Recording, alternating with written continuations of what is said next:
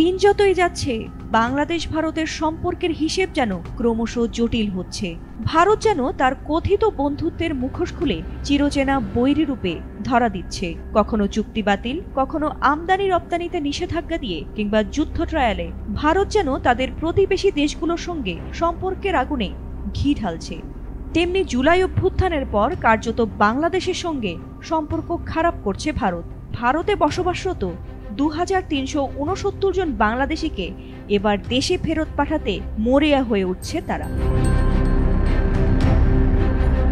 বৃহস্পতিবার এক সাপ্তাহিক ব্রিফিংয়ে ভারতের পররাষ্ট্র মন্ত্রণালয়ের মুখপাত্র রণধীর জয়সওয়াল জানিয়েছেন, তার দেশ 2369 জন বাংলাদেশিকে ফেরত পাঠাতে প্রস্তুত। জয়সওয়াল জানান, ভারতে থাকা কথিত সেসব অবৈধ বাংলাদেশিদের যেন চিহ্নিত করে দ্রুত ফেরত নেয়ার ব্যবস্থা করা হয়।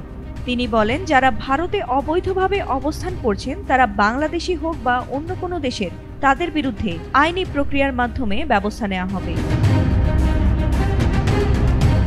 এই মুখপাত্র আরও বলেন, ভারতে অনেক বাংলাদেশি নাগরিক রয়েছেন যাদের ফেরত পাঠানো প্রয়োজন।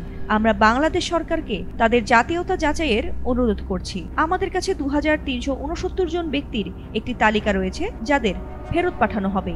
তাদের মধ্যে অনেকেই কারাভোগ শেষ করেছেন, অনেকের ক্ষেত্রেই জাতীয়তা যাচাই 2020 সাল থেকে ঝুলে আছে। চলতি মাসের শুরুর দিকে আসামের দক্ষিণ সালমারা এলাকায় অন্তত 5 বাংলাদেশি নাগরিককে গ্রেফতার করে নিরাপত্তা বাহিনী তাদের দেশে ফেরত পাঠায়। ফাতিমা সুলতানা, এটিএন বাংলা।